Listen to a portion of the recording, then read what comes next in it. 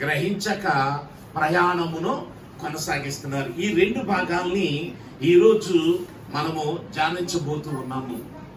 దేవునికి మహిమ కలుగును గాక. మరి ఈ రెండు భాగాల్ని మనము చూసుకుందాము. ఇక్కడ ఉన్నటువంటి మొట్టమొదటిగా మరి యేసుక్రీస్తు ప్రభువారు జన్మించిన తర్వాత జరిగినటువంటి సంఘటన ఏమిటి అంటే 8వ రోజునే యేసుక్రీస్తుని దేవాలయానికి తీసుకొచ్చారు. ఆ తర్వాత జరిగినటువంటి ప్రతి సంవత్సరమునంట పస్కా పండుగకు యెరూషలేమునికి తీసుకువచ్చే వాడిక. అయితే ఈ చరిత్ర అంతా కూడా అక్కడ మనకి కనపడదు, కానీ ఒకే ఒక్కసారి కనపడుతుంది. యేసుక్రీస్తు ప్రభు వారికి ఇప్పుడు ఎన్నో సంవత్సరం అంట 12వ సంవత్సరం. 12 ఏళ్ల వయసు కలిగినటువంటి యేసును యెరూషలేమునికి తీసుకుని వచ్చారు. యెరూషలేమును తీసుకుని వచ్చిన తర్వాత జరిగినటువంటి సంఘటన ఏమిటి అంటే ఆ పండగ జరుగుతూ ఉన్నది. ఆ జరుగుతున్న సమయంలో దేవాలయానికి 12 ఏళ్ల ఈడి కలిగినటువంటి యేసుక్రీస్తు ప్రభు వారు దేవాలయానికి వెళ్ళాడు. పండితుల మధ్య, శాస్త్రుల మధ్య, ధర్మశాస్త్ర ఉపదేశకుల మధ్య ఆయన కూర్చుండి మరి వారు మాట్లాడుకునే మాటలు జాగ్రత్తగా వింటూ మరి వారిని ప్రశ్నలు అడుగుతూ ఆ ప్రశ్నలకు జవాబులు పొందుకుంటూ ఈయన వేసిన ప్రశ్నలకి కొంతమంది అయితే ప్రత్యుత్తరం ఇవ్వకుండా ఉన్నారట. అయితే ఈయన ఈ బాల్య దశలోనే ఆయన జ్ఞానమును చూసి అక్కడున్న వారు ఆశ్చర్యపడుచున్నట్టుగా మనం చూస్తూ ఉన్నాము. ఇక్కడ మనం జ్ఞాపకం చేసుకుందాం. చూడండి, చాలా సార్లు జరిగేటువంటి సంఘటన ఏమిటి అంటే ఒక ధనవంతురాలంట, చాలా ధనవంతురాలంట, లేక లేక పుట్టిన ఒక కుమారుడు పుట్టాడట. చాలా కాలానికి పుట్టాడంట. అయితే మొదటి బర్త్డే చేస్తున్నారట. ఆ మొదటి బర్త్డే చేస్తున్నప్పుడు తన బంధువులను, తన రక్త సంబంధులను, తన స్నేహితులను అందరినీ మొదటి బర్త్డే కాబట్టి చాలా గ్రాండ్గా చేయాలని చేస్తున్నారట. చేస్తున్న సమయంలో మరి చుట్టాలందరూ వస్తారు కదా, వచ్చేటప్పుడు ఒట్టి చేతులతో రారు కదా, అందులోకి మొదటి బర్త్డే కదా. ఆ బర్త్డే వచ్చినప్పుడు ఏం చేస్తారు? ఏదో బహుమతి, గిఫ్ట్ తీసుకుని వస్తారు. ఆ బహుమతులు తీసుకుని వస్తున్నారట. ప్రతి ఒక్కరూ కూడా వచ్చి ఒక్కొక్క బహుమతి ఇస్తూ ఉంటే ఆ బెడ్ మీద బాబుని బెడ్ మీద పండుకోబెట్టిందట. వచ్చిన ప్రతి ఒక్కరూ కూడా ఆ బహుమతులు ఇస్తుంటే అవి తీసుకుని ఆ బెడ్ మీద పెట్టడం ఏం చేస్తుంది? బెడ్ మీద పెడుతుందట. ఆ బహుమతి ఆ ప్యాకెట్లు తీసుకుంటుంది, బెడ్ మీద పెడుతుంది. ఆ బాబు ఎక్కడున్నాడు? అదే బెడ్ మీద పండుకోబెట్టారు. కానీ ఇవన్నీ తీసుకువెళ్ళి ఆ బెడ్ మీద పెడితే ఆ వెనక ఈ గిఫ్ట్లు వెనక ఎవరున్నారు? ఆ బాబు ఉన్నాడు. ఈ లోపు సమయం అయిపోతుంది. బర్త్డే బాబుకి అంతా అన్ని రెడీ చేశారు. కేక్ కటింగ్ చేసే సమయము వచ్చింది. కేక్ కటింగ్ చేసే సమయం వచ్చినప్పుడు బాబుని వెతుకుతున్నారు. బర్త్డే బాబు ఎక్కడున్నాడు? తల్లిని అడిగారు, భర్త అడిగాడు, ఇదిగో బాబు ఎక్కడున్నాడు తీసుకురామంటే, ఏంటి ఎక్కడున్నాడు? మీ దగ్గర ఉన్నాడు అనుకుంటున్నాను అంటుంది. తర్వాత వాళ్ళ ఇంట్లో పని చేసే పని మనుషులు అడుగుతుంది, బాబు ఎక్కడున్నాడని. అది నాకు తెలియట్లేదు అంటుంది. తర్వాత వారికి ఆ బంధువులను అడుగుతుంది, స్నేహితులను అడుగుతుంది. ఆ బాబుని తీసుకున్నారు కదా ఇందాక, వచ్చినప్పుడు ప్రతి ఒక్కరు గిఫ్ట్ తీసుకొచ్చి బాబుని ఎత్తుకుని మాట్లాడేప్పుడు ఇచ్చేస్తూ ఉంటారుగా. ప్రతి ఒక్కరిని అడుగుతూ, మీ దగ్గర ఉన్నాడా అని అడుగుతుంది. ఎత్తికి ఆ బర్త్డే ఎవరిది? బాబుది. మర్చిపోయింది ఎవరిని? ఎందుకు మర్చిపోయారు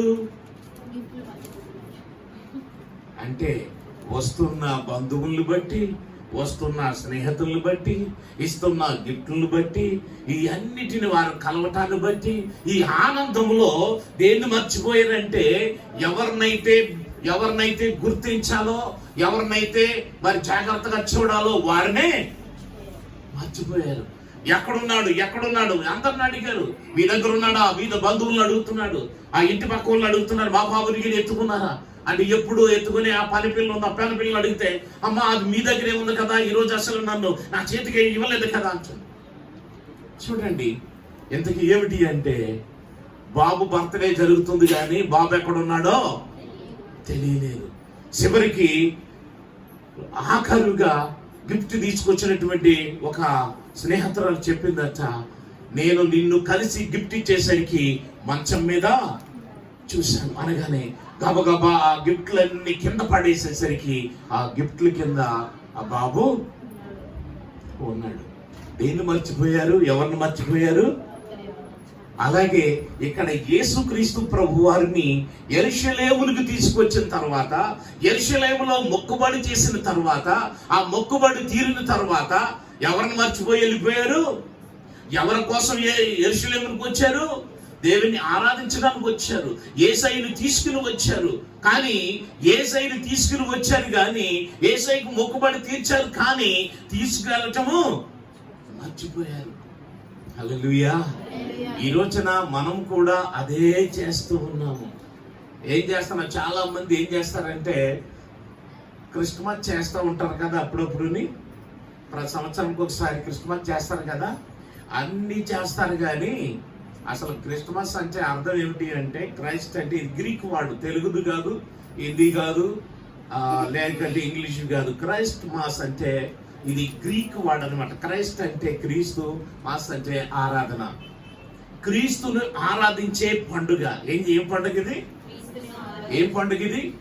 క్రీస్తును ఆరాధించే పండుగ చేస్తారు కానీ అక్కడ ఏముండదు, ఆరాధనే. క్రైస్ట్ మాస్ అంటారు, క్రైస్ట్ అక్కడ మాసే, ప్రార్థనయే ఉండదు. అన్నిటికీ ఎక్కువ ప్రాధాన్యత ఇస్తారు, అన్నిటికీ సమయం ఇస్తారు. చివరికి వచ్చేసరికి ఆయన ఆరాధించే సమయంలో తక్కువ చెప్పండి, తక్కువ ఆరాధించండి, కొంచెం చెప్పే పాడండి, కొంచెం చెప్పి ఆరాధించండి, కొంచెం చెప్పే వాక్యము మనం పెట్టింది ఎందుకు? ఆయన ఆరాధించడానికి. అక్కడ అన్ని డబ్బులు ఖర్చు పెట్టి, లక్షలు ఖర్చు పెట్టి చేసింది ఎందుకు? పెద్ద మనుషులందరికీ ప్రాముఖ్యత ఇస్తారు, అందరికీ అవకాశాన్ని ఇస్తారు. కానీ క్రీస్తు వాక్యములకు మాత్రమే కుదించేస్తారు. 10 నిమిషాలు చెప్పండి వాక్యం, 15 నిమిషాలు చెప్పండి వాక్యం, 5 నిమిషాలు మాత్రమే ఆరాధన చేయండి. 5 నిమిషాలు లక్షలు ఖర్చు పెట్టి ఆరాధన చేసేది 5 నిమిషాలేనా? లక్షలు ఖర్చు పెట్టి వాక్యం చెప్పేది 10 నిమిషాలేనా? కాదు. మనం చేసేదే క్రైస్ట్ మాస్ అంటే క్రీస్తును ఆరాధించే పండుగ. అక్కడికి పండుగకు వెళ్ళారు కానీ పండుగ సంగతిని విడిచిపెట్టి ఈ బంధువులందరూ ఏకమయ్యారు, బంధువులందరూ కలుసుకున్నారు. ఎవరిని మర్చిపోయారు? యేసుక్రీస్తుని మర్చిపోయారు. ఎవరిని మర్చిపోయారు? ప్రయాణం అయి వెళ్ళిపోయారంట. దిన ప్రయాణం అంటే ఒక రోజు ప్రయాణమై వెళ్ళిపోయారు. ఈ రోజంతా కూడా యేసయ్య గుర్తు రాలేదు వాళ్ళకి. ఆ తల్లికి గుర్తు రాలేదు, తండ్రికి గుర్తు రాలేదు, ఆ బంధువులకి, రక్త సంబంధులకి ఎవరికి గుర్తు రాలేదు. ఒకేసారి మరి ఎందుకు గుర్తు? ఒక దిన ప్రయాణం అంతా దూరం వెళ్ళిపోయాక ఎందుకు గుర్తు వచ్చింది. వచ్చినప్పుడు యేసు వారి మధ్యలో, వారితో యేసు లేడు. యేసు ప్రభువారు వారితో లేకపోవటం చూసి అంటుంది, తన భర్తను అడిగింది, మన బిడ్డ యేసు ఎక్కడున్నాడు? ఏమో నాకేం తెలుసు. తన సహోదరులను అడిగింది, యేసు ఇక్కడ ఉన్నాడా? లేదు. వారికి తెలుసున్న వారి దగ్గరికి వెళ్ళింది, యేసు మీ దగ్గర ఉన్నాడా? లేదు. తన స్నేహితుల దగ్గరికి వెళ్ళింది, యేసు మీ దగ్గర ఉన్నాడా? లేడు. ఎక్కడెక్కడ తిరగాలో, ఎక్కడెక్కడ మీ దగ్గర ఉన్నాడా, మీ దగ్గర ఉన్నాడా, ఎవరి దగ్గర లేడు. ఆయన ఎక్కడున్నాడు? యెరూషలేములో, దేవాలయములో. ఈరోజు నాకు గుర్తు పెట్టుకోండి, జ్ఞాపకం చేసుకోండి, మనల్ని మనం గుర్తు చేసుకోండి. ఈ రోజులో మన కుటుంబాల్లో యేసు ఉన్నాడా? మన ఇంట్లో యేసు ఉన్నాడా? మన హృదయంలో యేసు ఉన్నాడా? నీతో యేసు ఉన్నాడా? ఒక ప్రశ్న వేసుకోండి. మనతో ఉన్నాడా యేసు? మన కుటుంబంలో ఉన్నాడా యేసు?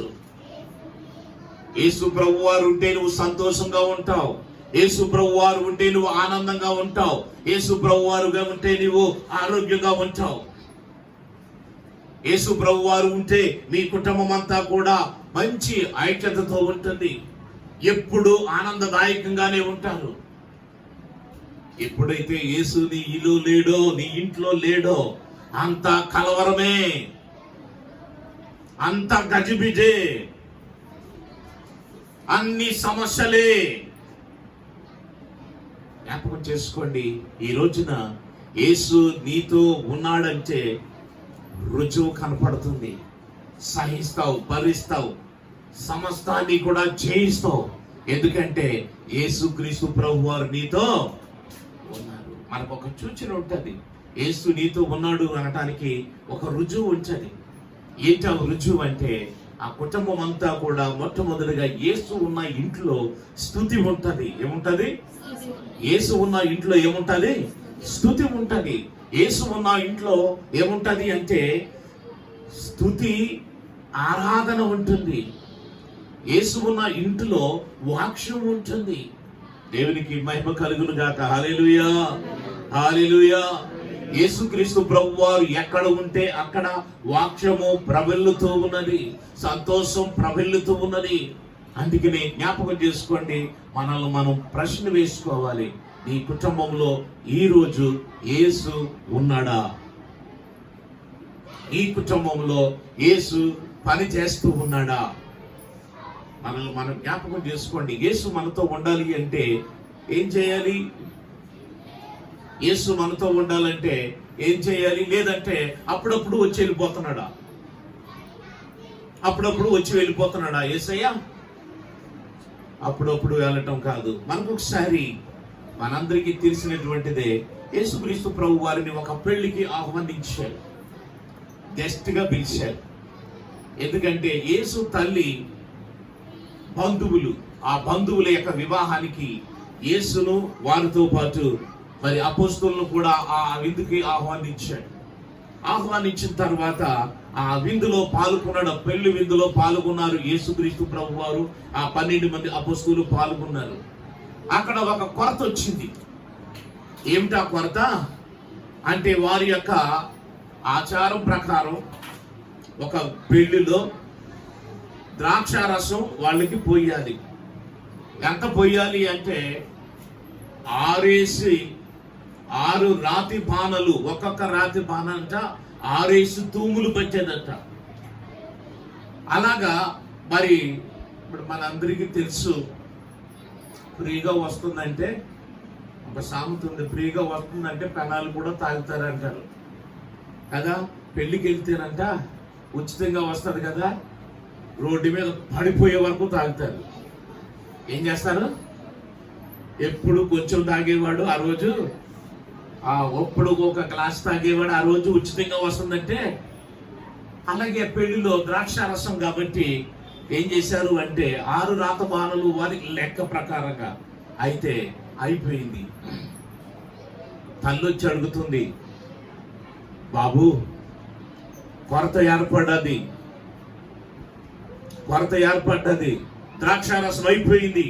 ఎందుకంటే యేసయ్యను గురించి తన తల్లికి తెలుసు, యేసు ఎలాంటి వాడో తెలుసు, ఏమి చేయగలడో తెలుసు. అందుకనే ఆ పెళ్లి యజమానుడి దగ్గరికి వెళ్ళలేదు, అద్భుతములు చేసే యేసయ్య దగ్గరికి వచ్చింది. అప్పుడు అంటున్నాడు, ద్రాక్షారసం అయిపోయిందంటే, అమ్మా నా సమయం ఇంకాను రాలే, నాతో నీకేం పని అని చెప్పాడు. అయినా ఊరుకోలే. ఆ పనివారి దగ్గరికి వెళ్ళింది. ఆ పనివారితో చెప్తుంది, అయ్యా ఆయన దగ్గరికి వెళ్ళండి, యేసయ్య దగ్గరికి వెళ్ళండి, ఆయన ఏది చెప్తాడో వినండి అని చెప్పగానే మొట్టమొదటిగా వారు వచ్చి అడిగారు, అయ్యా మేమేం చేయాలి అని అడిగితే, నీళ్లతో ఆ తొట్లను నింపండి. ఏం చేయమన్నాడు? నీళ్లతో ఆ తొట్లను 6 రాతి బాణలను నింపండి. ఎందుకంటే యేసయ్య ఉంటే కొరత ఉండదు అనడానికి రుజువుగా చెప్తున్నాను. ఆ పెళ్లిలో యేసయ్యను పిలిచారు, ఆ పెళ్లిలోనికి యేసయ్యను ఆహ్వానించారు గెస్ట్ గా. అందుకే అక్కడ వచ్చినటువంటి కొరతను తీర్చడానికి మరియా క్రీస్తు ప్రభువారిని ఉపయోగించుకుంటుంది. అప్పుడు వెంటనే జరిగినటువంటి సంఘటన ఏమిటి అంటే, నీళ్లు అందులో ఆ రాతి బాణాలు నిండా నింపారు. నింపిన తర్వాత యేసయ్యా మీరు చెప్పిన పని చేసాం. అక్కడ రాతి బాణంలో నీళ్లతో నింపండి అని అడిగితే అక్కడ వారు పోషణ వేయచ్చు, ఏంటేసయా, నీళ్లతో నింపడం ఏంటి, ద్రాక్షారసం పోయవలసిన వాటిలో అని క్వశ్చన్ వేస్తే అక్కడ కార్యము చెప్పింది చెయ్యటమే. యేసు ఏదైతే చెప్పాడో అది చేయటమే వారి పని. అలా చేస్తేనే అక్కడ అద్భుతం జరుగుతుంది. ఈ రోజులో నా దగ్గర, నీ దగ్గర, మన దగ్గర, మన కుటుంబాల్లో కార్యం జరగాలి అంటే జరగడానికి కారణం ఏమిటి అంటే ఆయన ఏమి చెప్పాడో అది మనము చేయాలి. అలా చేసినప్పుడే మనలో, మన జీవితాల్లో, మన కుటుంబాల్లో కార్యాలు, అద్భుతాలు చేయగలడు ఆయన. అనుమానించకూడదు, సందేహించకూడదు. అక్కడ రాతి బాణల నిండా నీళ్లతో నింపమని అడిగితే వారు సందేహించలేదు, అనుమానించలేదు. రాతి బాణల్లో నీళ్లు పోయుట అని అడగలేదు, క్వశ్చన్ వేయలేదు. తల్లి చెప్పింది, ఆయన చెప్పి ఏది చెప్తాడో అది చేయండి. చేశారు, అద్భుతాన్ని చూశారు. అక్కడ దేవుడు యేసుక్రీస్తు ప్రభు వారు నీళ్లను ఉపయోగించుకున్నారు. ఆ నీళ్ల దగ్గరికి వెళ్ళారు. ఆ నీళ్లను ఏం చేశారు అంటే ఆ నీళ్లు వైపు చూశారు. ఆ నీళ్లు అర్థమైంది, ఆ నీటికి అర్థమైంది. ఆ నీళ్లు మరి హిందువులు చాలా మంది ఏమంటారంటే నీళ్లను ఏమంటారు, గంగ అంటారా? గంగేనా? నీళ్ళని ఏమంటారు? గంగ కదా. కానీ మన సృష్టికర్త జలములను సృజించిన దేవుడు. ఎందుకంటే ప్రతిదీ కూడా దేవునికి లోబడుతుంది. మనందరికీ తెలుసు. ఒకసారి యోనాని సువార్త చెప్పడానికి విదేశాలకు పంపిస్తున్నాడు. నినేవే అనే యెరూషలేము నుండి నినేవే అనేటువంటి పట్టణానికి పంపిస్తూ ఉన్నాడు. అప్పుడు సముద్రానికి ఆజ్ఞాపించాడు, యోనా ముందుకు వెళ్ళకూడదు అన్నాడు. ముందుకు వెళ్ళకూడదంటే ఏం చేసింది ఆ సముద్రము? కెరటాలు కొట్టడం. తర్వాత తుఫానుకి ఆజ్ఞాపించాడు, అటు ఇటు ఊగిపోతుంది. అంటే గాలి లోపడ్డది, సముద్రం లోపడ్డది. తర్వాత ఒకసారి అయితే ఎర్ర సముద్రానికి ఆజ్ఞాపించాడు, 2 పాయలుగా నా ప్రజలైనటువంటి ఇశ్రాయేలు ప్రజలు దాటిపోవాలంటే 2 పాయలుగా విడిపోయింది. యోర్దాను నదికి ఆజ్ఞాపించాడు, నా యాజకులు వస్తున్నారు అనే ఆ బటన్ నీళ్లు ఆ యోర్దాను నదికి తాకగానే ఆ నీరు వెనక్కి వెళ్ళిపోయింది. అంటే ఇలా చెప్పుకుంటే, అలాగే ఐగుప్తు దేశంలో చెప్పబడుతుంది ఏంటో తెలుసా, సముద్రం దగ్గరికి వెళ్ళి, నదుల దగ్గరికి వెళ్ళి, వాగుల దగ్గరికి వెళ్ళి, బావుల దగ్గరికి వెళ్ళి ప్రతిదీ కూడా నీళ్లు రక్తముగా మార్చబడాలి అని మోషే ద్వారా ఆజ్ఞాపింపబడినప్పుడు రంగు మారిపోయింది. ఏమైపోయినాయి? రంగు మారిపోయింది. అంటే దేవుని మాటకి ఎలాగైనా మారిపోతాయి ఆ నీళ్లు. నీళ్ళే కాదు, ఎవరైనా మారుతారు, ఏమైనా మారుతాయి. అంతేకాదు, మారా అనేటువంటి ఇశ్రాయేలు ప్రజలందరూ కూడా మారా అనేటువంటి ప్రాంతానికి వచ్చారు. ఐగుప్తు దేశం విడిచిన తర్వాత, ఎర్ర సముద్రం దాటిన తర్వాత మారా అనే ప్రాంతానికి వచ్చారు. ఆ మారా నీళ్లు చేదైనవి. ఆ మారా నీళ్లు చేదైనవి. చేదైనటువంటి నీళ్లతో మోషే ద్వారా దేవుడు మాట్లాడుతూ ఉన్నాడు. ఆ కొమ్మ తీసుకొచ్చి ఆ నీటిలో వేశాడు. ఈ నీరు చేదైన నీరు మధురంగా మారిపోవాలి అని ఆ కొమ్మ వేయగానే నీరు మారిపోయింది. జ్ఞాపకం చేసుకోండి, నీళ్ళు ఎలా మారిపోయినాయి అంటే మారిపోవడానికి కారణం ఏమిటంటే దేవుని సృష్టి. దేవుడు సృష్టించాడు. నువ్వు మారిపో అనగానే నీరు మారిపోయింది, రంగు మారిపోయింది, రుచి మారిపోయింది. ఇక్కడ కూడా చూడండి, దేవుడు వాడుకున్న స్థలాలు అంటే నీళ్లు వాడుకున్న సందర్భాలు నేను చెప్తున్నాను. చాలా చోట్ల దేవుడు నీళ్లను వాడుకున్నాడు. ఎర్ర సముద్రాన్ని ఉపయోగించినప్పుడు మరి ఇశ్రాయేలు ప్రజలు దారిని సరళం చేసింది. యోర్దాను నదిలోకి వెళ్ళినప్పుడు మందసం ఎత్తుకుని వెళ్తున్నప్పుడు మరి నీరు వెనక్కి వెళ్ళిపోయింది. ఇలాగ ఎన్నో చోట్ల ఉన్నాయి. కానీ ఇక్కడ క్రొత్త నిబంధనలో మొట్టమొదటిగా 2వ అధ్యాయం యోహాను సువార్తలో నీరుని వాడుకున్నాడు యేసుక్రీస్తు ప్రభువారు. ఎందుకంటే నీటికి తెలుసు ఆయన ఏమి చేయబోతున్నాడో. నన్ను ఈ రాతి బాణల్లో పోయించాడు అంటే యేసయ్యకి నేను మారిపోవాలనుకున్నాయి. ఎవరు ఏమనుకున్నాయి? ఈ నీళ్ళు ఏమనుకున్నాయి? ఈ మారిపోవాలి అని అనుకున్నాయి. ఎలా మారిపోయినాయి? అప్పుడు దాకా నీళ్లు లాగే ఉన్నాయి. ఇక్కడికి నీళ్లు అందులో పోయిగానే ఎలా మారిపోయినాయి? మొట్టమొదటిగా రంగు మారిపోవాలి. ఏం చేయాలి? నీళ్ళు ఎలా మారిపోవాలి? రంగు మారాలి. తర్వాత రుచిగా మారాలి. తర్వాత చిక్కగా మారాలి. దేవుడు నన్ను వాడుకోబోతున్నాడు. దేవుడు నన్ను ఉపయోగించుకోబోతున్నాడు. నేను మారాలి. నీళ్ళు అనుకున్నాయి. అంతేకాదు, చెట్లు కూడా మరి యోనానికి గురించి వెళ్ళినప్పుడు స్వర చెట్టుకు ఆజ్ఞాపించాడు. ఏమన్నాడు? స్వర చెట్టు మొలవమన్నాడు. రాత్రి కొన్ని క్షణాల్లో మొలిసిపోయింది. ఏం చేసింది? పెరిగిపోయింది. యోనాకు నీడనిమ్మన్నాడు, నీడనిచ్చింది. తరువాత ఒక పురుగుగా ఆజ్ఞాపించాడు. ఏదది? ఒక పురుగుతో చెప్పాడు, వెళ్ళి నువ్వు ఆ స్వర చెట్టు తొలిచేయి అన్నాడు. ఆ పురుగు వెళ్ళి ఆ పని చేసేసింది. ఏ పని చేసింది? దాన్ని తొలిచేసింది. ఆ తరువాత గాలికి ఆజ్ఞాపించాడు, గాలి ఇదిగో అది ఆ చెట్టు ఎండిపోతుంది. తర్వాత సూర్యునికి ఆజ్ఞాపించాడు, తీవ్రమైన ఎండను పంపించమని. ఎండను పంపించాడు. అంటే అన్నీ లోపడుతున్నాయి. తర్వాత గాలికి, తూర్పు గాలికి ఆజ్ఞాపించాడు, బలమైన గాలిగా. ఎండేమో ఆ ఆకుల్ని ఎండబెట్టింది, గాలేమో వెళ్ళిపోయేటట్టు చేసింది. చివరికి అక్కడ ఆ యోనాకి ఎండ తగులుతుంది. సముద్రం లోబడ్డది, తుఫాన్ లోబడ్డది, స్వర చెట్టు లోబడ్డది, పురుగు లోబడ్డది, సూర్యుడు లోబడ్డాడు, పురుగు లోబడ్డది, గాలి లోబడ్డది, అన్ని లోబడ్డాయి. లోబడని వారు ఎవరు? ఒక మనిషి మాత్రమే. ఎవరు? ఒక మనిషి మాత్రమే. లోబడని వాళ్ళని మనుషులు. నువ్వు ఎప్పుడైతే వినయం చూపిస్తావో, ఎప్పుడైతే నువ్వు లోబడతావో, ఎప్పుడైతే నీవు ఆయనకి విధేయత చూపుతావో, అప్పుడు నిన్ను దీవించడం మొదలు పెడతాడు, నిన్ను ఆశీర్వదించడం మొదలు పెడతాడు. హల్లెలూయా. ఆయనకు మాట వినాలి, ఆయన చిత్తాన్ని నువ్వు నెరవేర్చాలి. అప్పుడే నిన్ను దీవించగలడు, ఆశీర్వదించగలడు. లేదంటే కలవరం కలవరం కలవరం. యేసు నీలో ఉండాలి, యేసు నీతో ఉండాలి, ఎల్లప్పుడూ నీతో ఆయన ఉండాలి, ఎల్లప్పుడూ నీతో ఆయన నడవటానికి ఇష్టపడుతూ ఉన్నాడు. పరిశుద్ధాత్మల గురించి యేసుక్రీస్తు ప్రభు వారు ఏం చెప్పారో తెలుసా? ఒక మాట అన్నాడు చూడండి, యోహాను సువార్తలో 14వ అధ్యాయంలో 15-16 వచనాల్లో ఉంటది. నేను వెళ్ళిపోతున్నాను, నిన్ను అనాథలుగా విడిచిపెట్టను, ఆదరణకర్తయగు ఆత్మస్వరూపుని నేను మీ యొద్దకు పంపిస్తున్నాను. ఆయన ఎల్లప్పుడూ, ఏముంది అక్కడ? ఆయన ఎల్లప్పుడూ దొరికిందా?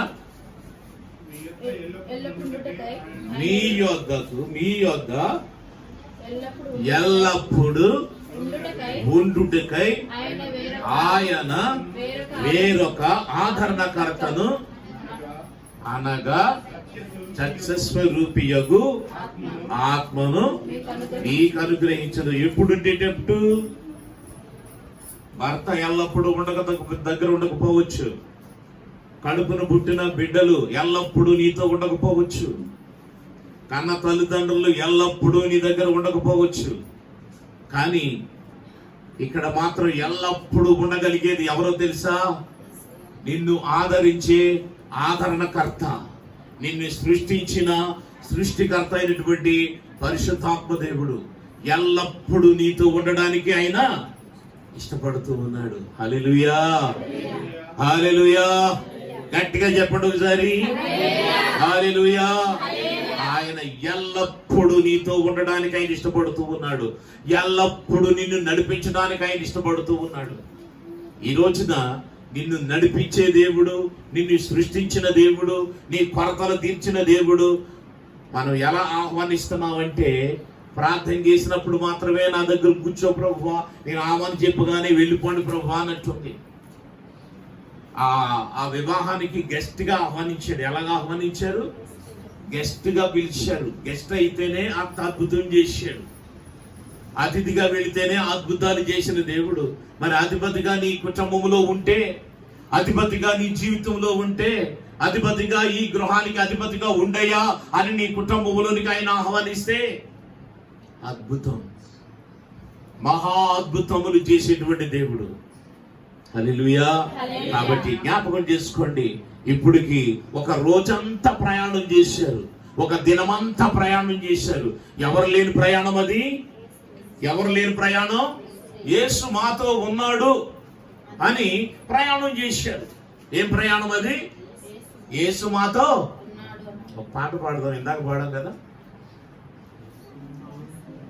యేసు మాతో నీవుండగా మేము అలసిపోలేమయ్యా. యేసు మాతో నీవుండగా మేము అలసిపోలేమయ్యా.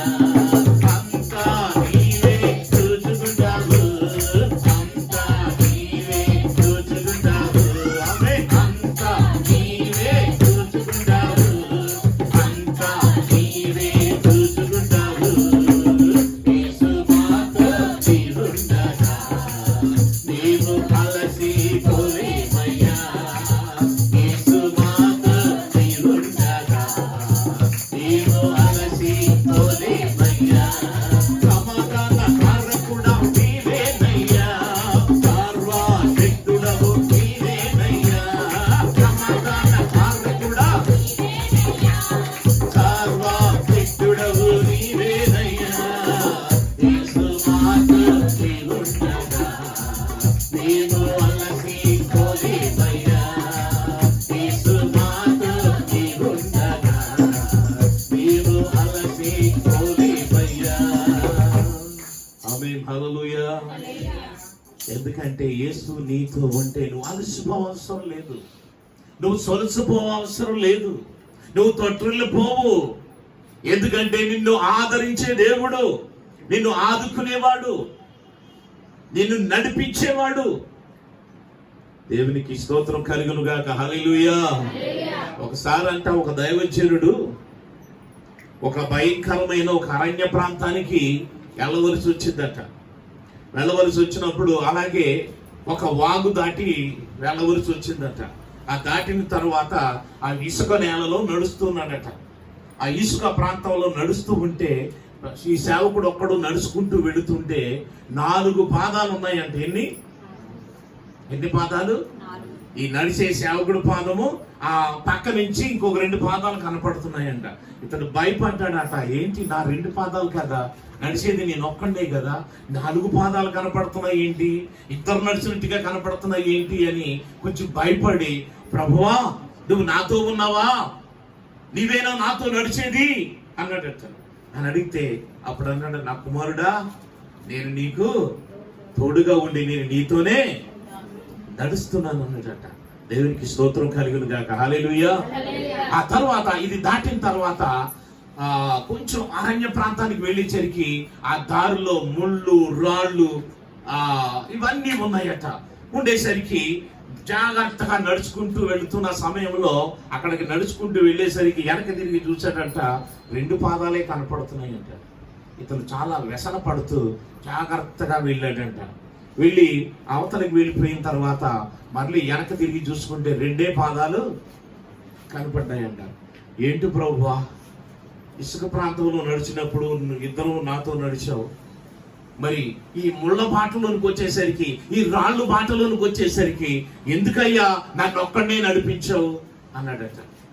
నా కుమారుడా ఆ కనపడుచున్న పాదాలు నిన్ను కాదు నావి. హల్లెలూయా.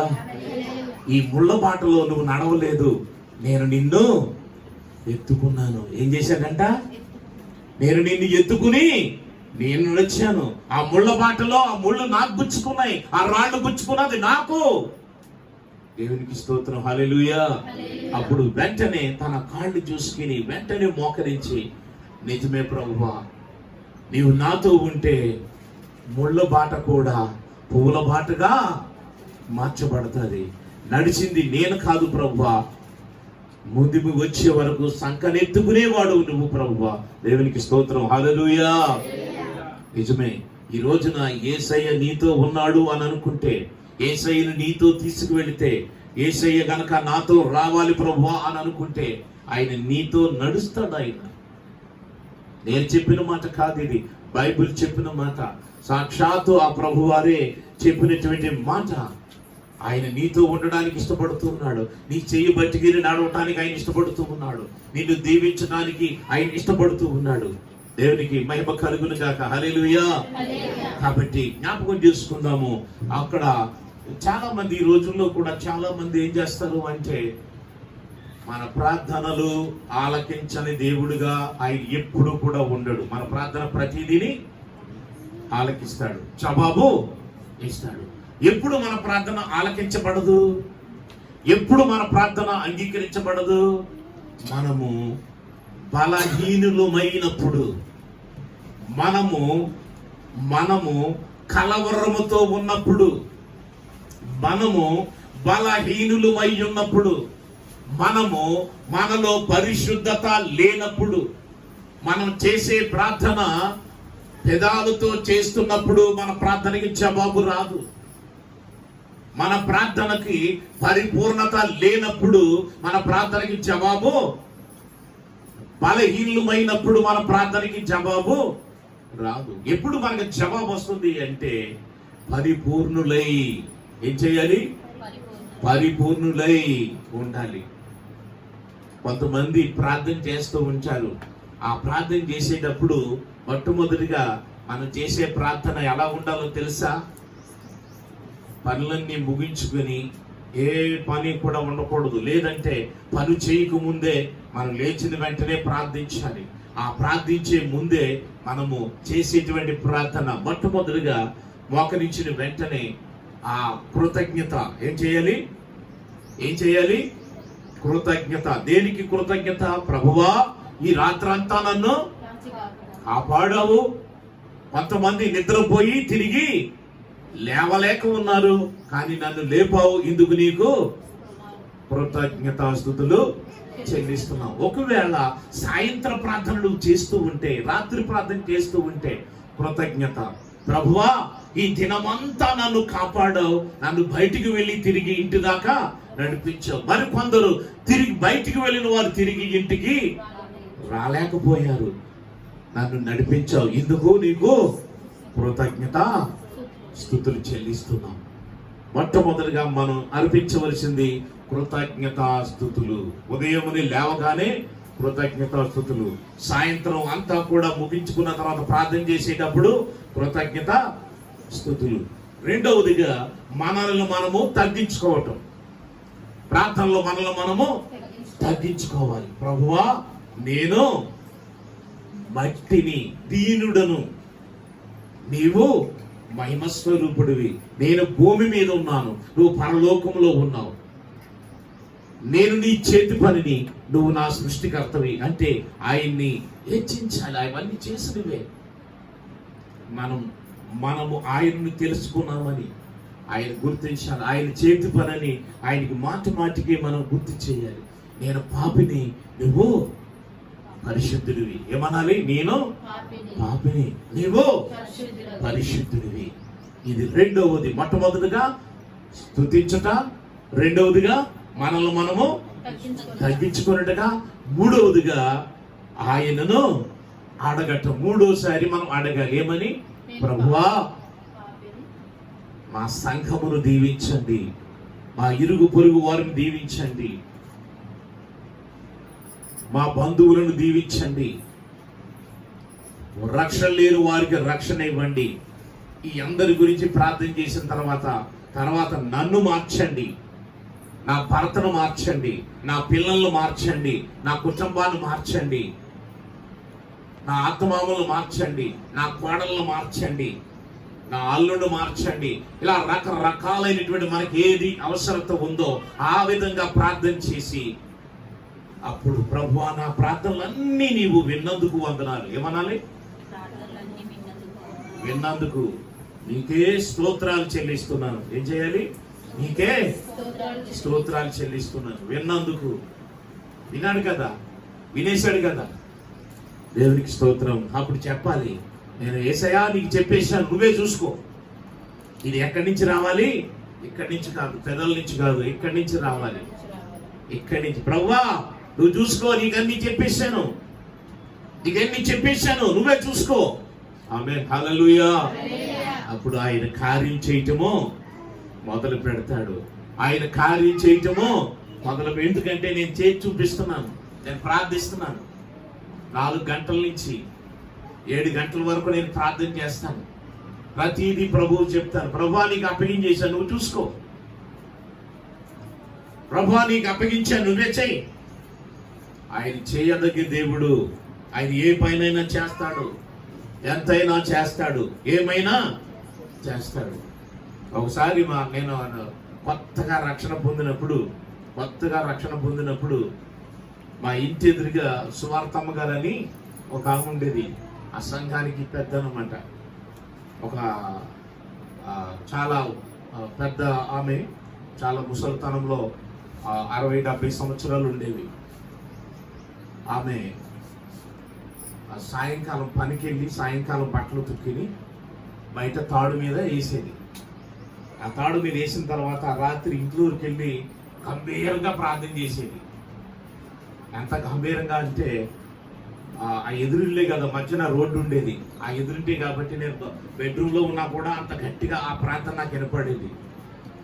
ప్రభువా, ఈరోజంతా కాపాడావు, మరి ఈరోజంతా పనిలో కాపాడావు, సురక్షితంగా నడిపించావు, అలాగే చక్కగా వండుకోవడానికి సహాయం చేశావు, కడుపు నిండా తిన్నాను ప్రభువా, బట్టలు ఉతికాను ప్రభువా, బయట ఆరేశాను ప్రభువా, బట్టలకి ఎవరు దొంగిలించకుండా బట్టల చుట్టూ కూడా కాపలా ఉంచండి ప్రభువా. దేని చుట్టూ అంటే యేసుక్రీస్తు వాచ్మేనా? నువ్వు ఉతికి ఆరేసిన బట్టలకి కాపలా ఉండాలా? అర్థమవుతుందా? దేవునికి స్తోత్రం చెప్దాం. హల్లెలూయా. ఇలాంటి ప్రార్థన చేయకుండా బట్టలకు కాపలా పెట్టకుండా ఆయన వాచ్మెన్ కాదు. ప్రభువా, ఆయన నీకు తోడుగా ఉంచాడు, నిన్ను నడిపిస్తాడు, నీకున్నటువంటి కొరతలు తీరుస్తాడు, నీకు అపాయం రాకుండా తన దూతలు కాపలా ఉంచి నడిపిస్తాడు. ఆయన ఏమైనా చేయగలడు, ఎంతైనా చేయగలడు. మనం చేసే ప్రార్థన మరి బయట ఉన్న బట్టలకు లోపల పెట్టేసుకోవచ్చుగా. లోపల బయట ఉన్న బట్టలు, తాడు మీద ఉన్న బట్టలు ఎక్కడ పెట్టేచ్చు? లోపల పెట్టేసుగా. అంటే దానికి కూడా యేసుప్రభు కాపలా ఉండాలా? చూడండి, ఇలాగా వ్యర్థమైనటువంటి ప్రార్థనల కంటే దేవునికి మహిమపరిచే విధంగా ప్రార్థించాలి. ఆయన వాచ్మెన్ చేయొద్దు. ఆయన నీకు తండ్రి, నీకు రక్షకుడు, నీ సంరక్షకుడు, నీ పోషకుడు, నీ సృష్టికర్త. కాబట్టి సృష్టికర్తను సృష్టికర్తలాగే చూడాలి.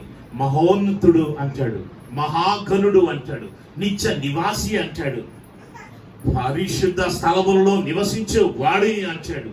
దేవునికి మహిమ కలుగును గాక. అలాంటి దేవుడు నీకున్నాడు. ప్రభువా, నాతో ఉండండి అని చెప్పండి, నా కుటుంబానికి అధిపతి ఉండండి అని చెప్పండి, నా ఇంటి చుట్టూ మీ దూతలు కంచెగా ఉంచమని అడగండి. ఆయన ఎన్నైనా కూడా చేయగలడు. దేవునికి స్తోత్రం కలుగును గాక. హల్లెలూయా. ఎప్పుడు ఇవన్నీ నీ జీవితాల్లో జరుగుతాయి అంటే ఆయన నీతో ఉండాలి. ఆయన నీతో ఉండాలి అంటే మరి అలా చేయొద్దు. ఎలా చేయొద్దు? మర్చిపోయింది. మాతో ఉన్నాడు అనుకుంటుంది. ఎవరితో ఉన్నాడు? నాతో ఉన్నాడు అనుకుంటుంది, మాతో ఉన్నాడు అనుకుంటుంది. అనుకుంటూనే ప్రయాణం చేసి చాలా మంది అదే అనుకుంటున్నాడు. యేసయ్య వారి దగ్గర లేడు, కానీ యేసు ఉన్నాడు అనుకుంటున్నారు. యేసు ఉండాలంటే ఏం చేయాలి? నా నామం పేరట 2-3 ఎక్కడ స్తుతించుదురో కూడియుందురో ఆ మధ్యలోనే. అసలు ఆ ప్రార్థనే లేకపోతే, ఆయన నామం పేరట మీరు కూర్చుండకపోతే, ఆయన నామం పేరట మీరు ప్రార్థన చేయకపోతే మీ మధ్యలో ఆయన ఎలా ఉంటాడు? ఏ ఇంట్లో ప్రార్థన ఉండదో ఆ ఇంటిలో యేసయ్య ఉండడు. నీతిమంతుల గుడారములో నుండి అంట. చూడండి, 118వ కీర్తన 15వ వచనంలో ఒక చక్కని మాట ఉంటుంది. బైబిల్ గ్రంథాన్ని తెరిచి చూడండి. 118వ కీర్తనలో 15వ వచనంలో, నీతిమంతుల గుడారములలో రక్షణను గూర్చిన ఉత్సాహ సునాదము వినపడును. ఎక్కడంట? నీతిమంతుని గుడారములలో రక్షణను గూర్చిన ఉత్సాహ సునాదము. ఆ గుడారంలో అంటే ఆ ఇంట్లో ఏం వినపడుతుంది అంటే యేసు ప్రభు వారి వాక్యం వినపడుతుంది, యేసు ప్రభు వారి పాటలు వినపడతాయి. మనకి టీవీలు ఉన్నాయిగా, ఆ టీవీలో ఏం పెట్టుకుంటారు? సీరియల్. ఈ మధ్య కాలంలో నాకు ఈ సీరియల్ గురించి తెలియదులండి. ఎందుకంటే 2010 నుంచి టీవీ తీసేశాను. ఎందుకంటే ఆ టీవీ తీసేసిన కాడి నుంచి సీరియల్ గురించి తెలియదు. అప్పుడు అది యాడ్లోనే వచ్చేది, అన్ని యాడ్ వస్తాయి కదా, వచ్చినప్పుడు చూసేవారు పలానా సీరియల్ అని. ఆ సీరియల్ గురించి ఇప్పుడు నాకు అసలు తెలియదు. ఎందుకంటే అప్పుడప్పుడు చెప్పేవాడిని కదా, పలానా సీరియల్ ఎన్ని ఏళ్ళ కొలిదే ఉండేవి అప్పటికి. పాపం ఎంత శ్రద్ధించేవారు. ఒక్కసారి కనుక ప్రార్థనకు వచ్చి ఆ సీరియల్ మిస్ అయితే అంత డిపెండ్ అయిపోయి ఉండేటువంటి వారు.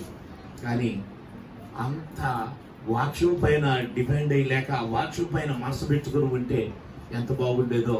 హల్లెలూయా. కాబట్టి జ్ఞాపకం చేసుకోండి, ఈ రోజున దేవుని వాక్యము ఎక్కడ వినపడాలంటే నీతిమంతుల గుడారముల ఇంట్లోంచి వినపడాలి. నీతిమంతులకు అందులో మరి ఉదయకాలంలో పాటలు వస్తూ ఉంటాయి, టీవీలో పాటలు వస్తూ ఉంటాయి. ఆ పాటలు పెట్టుకుని కూడా ఆ పాటలు వినిపించవచ్చు బయటికి. హల్లెలూయా. ఈ రోజులో మన ఫోన్లోనే అన్నీ కూడా దేవుని వాక్యం దొరుకుతుంది. ప్రతిరోజు నేనే వాక్యం పెడతాను, మన గ్రూపుల్లో పెడతాను. కొన్ని వేల మంది ప్రతిరోజు వాక్యాన్ని వింటూ ఉంటారు, ప్రతి రోజు కూడా. ఎందుకంటే రీల్ పెడతాను కాబట్టి ఆ రీల్ కొన్ని వేల మంది చూస్తారు, ఒక్కొక్కసారి 2,000 మంది చూస్తారు. మరి కొన్ని గ్రూపుల్లో పెడతాను, దగ్గరగా గ్రూపులే 9,000 మంది ఆ గ్రూపులో ఉన్నటువంటి వారు ఉన్నారు. ఆ యూట్యూబ్లో పెట్టింది అయితే దగ్గరగా అది పెట్టినటువంటి 1-2 గంటల్లోనే 500 మంది 1000 మంది చూస్తూ ఉంటారు. హల్లెలూయా. ఎందుకంటే ఆ వాక్యాన్ని వెదజల్లి విధంగా దాన్ని వెదజల్లుతూ ఉన్న ప్రభు వారిని దర్శిస్తూ ఉన్నాడు. దేవునికి మహిమ కలుగును గాక. హల్లెలూయా. కాబట్టి జ్ఞాపకం చేసుకోండి, ఈ రోజున ఆ ప్రభు నిన్ను రక్షించిన ప్రభు, నిన్ను నిత్య జీవానికి నడిపించిన ప్రభు మరి ఈ భూలోక యాత్రను ముగించిన తర్వాత మరి పరలోకానికి నిత్య నివాసిగా ఉన్నటువంటి ఆ తండ్రి దగ్గర నీవు మరి యుగ యుగాలు ఉండాలి. ఆ ప్రభు భూలోకములో నువ్వు జీవించినంత కాలము ఆయన నీతో కూడా ఉండాలి అంటే ప్రతి దినము అనుదినము నువ్వు ప్రార్థించాలి. ప్రార్థించే ఇంట్లో నిశ్చయముగా ఖచ్చితముగా యేసు నివాసం చేస్తారు. యేసు నీ జీవితంలో ఆయన పనిచేయటం మొదలు పెడతాడు. ఆయన నిశ్చయముగా ఆయన నీతో ఉండడానికి ఆయన ఇష్టపడతాడు. కాబట్టి జ్ఞాపకం చేసుకుందాం, ఆ ఉన్నాడు అనుకుంటూ ప్రయాణం చేస్తున్నారు చాలా మంది, లేడు. ఆయన ఉండాలంటే ఏం చేయాలి? ప్రార్థించాలి. 2-3 కూర్చొని కుటుంబంలో భార్యాభర్త కావచ్చు, తల్లి పిల్లలు కావచ్చు, లేక అన్నదమ్ములు కావచ్చు, అక్క చెల్లెలు కావచ్చు, ఎవరైనా కావచ్చు, కుటుంబం అంతా కలిసి ప్రార్థించినప్పుడు ఆయన వస్తాడు. 2గా ప్రార్థిస్తే 3వ వ్యక్తిగా వస్తాడు, 3 ప్రార్థిస్తే 4వ వ్యక్తిగా వస్తాడు. ఆయన మన మధ్యలో నివసించేటువంటి వాడు. కాబట్టి జ్ఞాపకం చేసుకున్నాం. దేవునికి మహిమ కలుగును గాక. హల్లెలూయా. సరే, మరి ఈ సమయంలో 24వ అధ్యాయంలో మనం చూద్దాం. అక్కడ కూడా 2 వ్యక్తులు మాట్లాడుకుంటూ వెళుతున్నారు. ఆ 2 వ్యక్తులు ఆమడ దూరం, చాలా దూరం వెళ్ళవలసి ఉన్నది. వెళుచున్న మార్గాల్లోనికి వెళ్ళేటప్పటికి వాళ్ళు ఏం చెప్పుకుంటున్నారు అంటే యేసు ప్రభు వారిని గురించే జ్ఞాపకం చేసుకుంటున్నారు. 24 లూకాసు వార్తలో 13 వచనం నుండి ఆ రోజు జరిగిన సంఘటన గురించే మాట్లాడుకుంటున్నారు. ఏంటి ఆ రోజు జరిగింది? ఏంటి? యేసుక్రీస్తుని సిలువ వేశారు. ఏం చేశారు? యేసుక్రీస్తుని సిలువ వేశారు. యేసుక్రీస్తు ఎవరో వీరికి తెలుసు. అంటే ఆ యేసుక్రీస్తుని వారు ఎలా చూశారు అంటే ఏ పాపము లేనివాడు. యేసుక్రీస్తు ఎవరంట? పాపము లేనివాడు, ఏ దుష్టత్వము చేయనివాడు. ఆయన పరిశుద్ధుడు, పాపము లేనివాడు. ఆనాటి యూదా జనాంగము, పొంతు పిలాతు, హేరోదు రాజు, వీళ్ళంతా కూడా ఆనాటి కొంతమంది యూతులు ఆయన్ని అన్యాయముగా సిలువ వేశారు అని మాట్లాడుకుంటూ వెళుతున్నారట. మాట్లాడుకుంటూ వెళ్ళే సమయంలో ఆయన 3వ వ్యక్తిగా కనబడి మీరు ఏం మాట్లాడుకుంటున్నారు అని అడిగాడు. ఎవరు అడిగింది? ఎవరు అడిగారు? యేసుక్రీస్తే ప్రత్యక్షమై మీరు ఏం మాట్లాడుకుంటున్నారు, మీరు ఎవరి గురించి మాట్లాడుకుంటున్నారు అని అడిగితే కోపడుతున్నారు. ఏందయ్యా ఇది తెలీదా నీకు? ఈరోజు ఏం జరిగిందో నీకు తెలీదా? నీ యెరూషలేములో ఏం జరిగిందో తెలీదా? ఏ పాప వరకు యేసయ్యను సిలువ వేశారు తెలీదా నీకు? ఊరంతా కూడా చెప్పుకుంటున్నారు, అది నీకు తెలీదా? ఏం జరిగింది? మళ్ళీ క్వశ్చన్ వేస్తున్నాడు, ఏం జరిగింది? నజరేయుడైన యేసును సిలువ వేశారు కదా. అక్కడ ఆయన యేసు మాతో నడుస్తున్నాడు అన్న సంగతి వారు గ్రహించలేదు. వీరేమో యేసయ్య లేకుండా యేసయ్య ఉన్నాడని ప్రయాణం చేశారు. వీరేమో యేసయ్యను మూడో వ్యక్తిగా పెట్టుకుని యేసయ్యను కూడా నడిపించుకుంటూ ఆయనే యేసని గ్రహించకుండా ఉన్నారు. జ్ఞాపకం చేసుకోండి. అందుకనే ఈరోజు అదే అడుగుతున్నాను. ఈరోజు నేను చెప్పే ప్రసంగాంశం పేరేంటి? యేసు నీతో ఉన్నాడా? ఈ ఇద్దరునేమో యేసయ్య మధ్యలో ఉంటే యేసయ్య వారితో మాట్లాడుతుంటే ఆయన ఎవరో ఎరగకున్నారు. వీరేమో యెరూషలేము నుండి ఒక దిన ప్రయాణం చేసే వరకు కూడా ఆయన ఉన్నాడని ప్రయాణం చేస్తున్నారు. ఆయన లేని ప్రయాణం చేశారు. అందుకే ఆయన లేడు కనుకనే ఆ కుటుంబానికి ఏం కలిగింది? దుఃఖము, బాధ, రోదన అందరి దగ్గరికి వెళ్ళింది. అయ్యా స్నేహితుల దగ్గరికి వెళ్ళింది. అమ్మా యేసు మీ దగ్గర ఉన్నాడా? లేడు. బాధ కలిగింది, వారికి బాధ కలిగింది. యేసు ఎవరి దగ్గర అయితే లేరు వారు బాధతో దుఃఖంతో మునిగిపోయారు. మరలా తిరిగి వెనక్కి వచ్చారు. అక్కడికి వచ్చేసరికి అనేకుల మధ్యలో, ఎక్కడంట? సమాజ మందిరములో, శాస్త్రుల పరిచయుల మధ్యలో, అక్కడే 12 ఏళ్ల వయసులో ఆయన మధ్యలో 12 ఏళ్ల వయసులో ఆయన మధ్యలో ఉన్నాడు. శాస్త్రుల మధ్యలో, పరిచయుల మధ్యలో, ధర్మశాస్త్ర ఉపదేశకుల మధ్యలో వారిని ప్రశ్నలు వేస్తూ ఆ ప్రశ్నలు వింటూ. జ్ఞాపకం చేసుకోండి, ఈ రోజున నీతో యేసయ్య ఉన్నాడా? నీతో యేసుక్రీస్తు పని చేస్తూ ఉన్నాడా? నీతో నడుస్తూ ఉన్నాడా? ఈరోజే నిన్ను నీవు పరీక్షించుకో. ఈరోజే నిన్ను నీవు గ్రహించు. యేసయ్య ఉన్నాడు అనుకుని ప్రయాణం చేస్తున్నావా? ఎప్పుడు వాళ్ళ కన్నులు తెరవబడ్డాయో తెలుసా? దగ్గరికి వెళ్ళారు.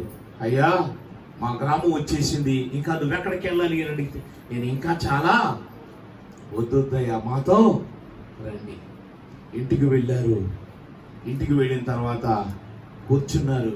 ఒక రొట్టెని విరిచి వారికి ఇవ్వగానే వాళ్ళు కనులు తెరవబడ్డాయి. అప్పుడు గ్రహించారు, ఈయన యేసుక్రీస్తు.